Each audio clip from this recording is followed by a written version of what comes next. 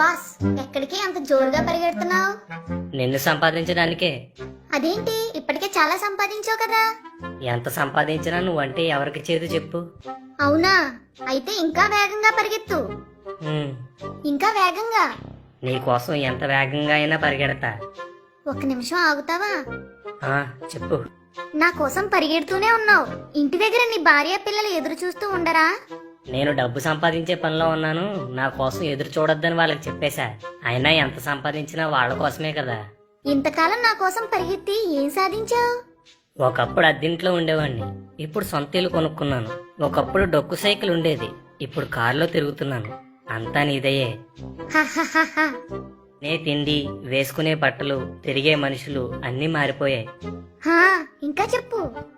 నీకోసం ఎంత చెప్పినా తక్కువే. నీకోసం ఎన్ని పుస్తకాలు, ఎన్ని ప్రసంగాలు, ఎన్ని వీడియోలు ఉన్నాయో తెలుసా? అవుననుకో. అందుకే అన్నారు, ధనం మూలం ఇదం జగత్ అని. నువ్వు ఉన్నోడు గొప్పోడు, నువ్వు లేనోడు దరిద్రుడు. నువ్వు ఉన్నోడు పెద్దవాడు, నువ్వు లేనివాడు పేదవాడు. నువ్వు ఉన్నోడికి మర్యాద, నువ్వు లేనోడికి హేళన. నువ్వు ఉన్నోడికి గౌరవం, నువ్వు లేనోడికి అవమానం. ఒక్క మాటలో చెప్పాలంటే నువ్వుంటేనే ప్రపంచం నడుస్తుంది. చివరికి ఒక మనిషిని మనిషిగా చూడాలన్నా నువ్వు ఉండాలి. అయినా నీకోసం నీకు తెలీదా? నీ నోటితో వినడం వేరు కదా. హహ. అవును, నువ్వు క్రైస్తవుడు అనుకుంటా. అవునవును, నీ రాక నాకు దేవుడిచ్చిన ఆశీర్వాదం. అందుకేనా ఆ ఆశీర్వాదంలో పడి మీ దేవుణ్ణి వదిలేసావు? అదేంటి, నేనేమి అలా చేయలేదు. ప్రతి వారం తప్పకుండా చర్చికి వెళ్తాను, డ్రెస్సింగ్ భాగం కూడా తప్పకుండా వేస్తాను. అవి క్రైస్తవులు అందరూ చేస్తారు. మరి ఇంకేంటి? నువ్వేమంటున్నావో నాకు అర్థం కాలేదు. నన్ను సంపాదించడానికి రోజులో 12 గంటలైనా కష్టపడతావు, కానీ ఆ సంపాదనకు కారణమైన దేవునికి ఒక్క గంట కూడా ఇవ్వవు. వారంలో 6 రోజులు కష్టపడినా ఒక్క 200 ఎక్కువ సంపాదించే అవకాశం ఉంటే ఆదివారం చర్చి కూడా మానేస్తావు. అవునా కాదా? అంటే అవునా కాదా? అవును, కానీ ఆ డబ్బులో కొంత భాగాన్ని సేవకిస్తున్నాను. దేవుని పని జరగడానికి అవి ఉపయోగపడుతున్నాయి కదా. డబ్బు సేవ చేయదు, సహకారం మాత్రం అందిస్తుంది. మనిషే సేవ చెయ్యాలి. ఒక క్రైస్తవుడిగా దేవుని పనిలో నీ పాత్ర ఎంతుంది? అది చెప్పు. లేదు. కనీసం నువ్వు సంపాదించిన దాంట్లో ఎవరికైనా సహాయం చేసావా? నేను రాకముందు సువార్త చేసేవాడివి, నేను వచ్చాక ఒక్కరికైనా సువార్త చేసావా? అది సంపాదించడం ప్రారంభించాక ఒక్కరోజైనా కుటుంబంతో కలిసి ప్రార్థన చేసుకున్నావా? కనీసం నీకు నువ్వైనా రోజులో కాసేపు వాక్యం చదవడం, ప్రార్థన చేసుకోవడం చేసావా? గమనించావా? నేనొచ్చాక ఆస్తిలోనే కాదు, ఆత్మీయతలో కూడా చాలా మార్పు వచ్చింది.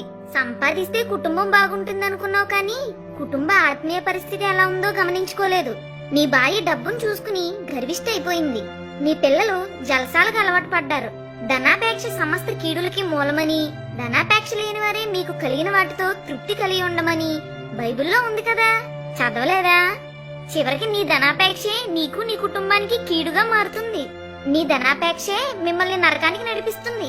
ఈ లోక సంపాదనలో సంతోషం ఉందనుకున్నావు, కానీ పరలోకంలో ధనం సంపాదించాలి అని ఎప్పుడూ అనుకోలేదు. ఇప్పుడు అర్థమైందా నువ్వు ఏ స్థితిలో ఉన్నావో? హా, నన్ను సంపాదించు, అది తప్పు కాదు, కానీ అది నీ ఆత్మీయ స్థితి పాడు చేసేంతగా ఉండకుండా చూసుకో. చాలా మంది మనుషులు సంపాదన మోజులో పడి విలువలు కూడా కోల్పోతున్నారు. నన్ను సులువుగా సంపాదించడానికి అక్రమ మార్గాలు ఎంచుకుంటున్నారు. చంపడానికి, చావడానికి కూడా వెనుకాడటం లేదు. విచిత్రం ఏంటంటే అలాంటి వారిలో అన్నీ తెలిసిన మీ క్రైస్తవులు కూడా ఉండటం. మీ వాళ్ళు పైకి గొప్పలు చెప్తారు, కానీ నా విషయానికి వచ్చేసరికి చాలా బలహీనులైపోతారు. నువ్వు పరిగెత్తి పరిగెత్తి ఎంత సంపాదించినా నువ్వు అనుకోని క్షణంలో నీ ప్రాణాన్ని వదిలేస్తావు. అప్పుడు నీ సంపద అంతా ఇక్కడే ఉండిపోతుంది. నువ్వు ఈ లోకానికి ఏమీ తీసుకురాకుండా వచ్చావు, అలాగే నువ్వు సంపాదించినది అంతా ఇక్కడే వదిలి వెళ్ళిపోతావు. నువ్వు ఒంటరిగా వెళ్లి దేవుని ఎదుట తీర్పులో నిలబడాల్సి వస్తుంది. అప్పుడు నువ్వు దేవునికి ఏం లెక్క అప్పచెప్తావు? ఏం సమాధానం చెప్తావు? జాగ్రత్తగా ఆలోచించుకో. నీ జీవితంలో ఏది విలువైనదో దానికి ఎక్కువ సమయాన్ని కేటాయించు. నిన్ను మీ దేవుడు పాలించేలా చూసుకో, నేను పాలించేలా కాదు. బతకడానికి డబ్బు సంపాదించాలి, కానీ చాలా మంది సంపాదనే జీవితంగా గడుపుతున్నారు.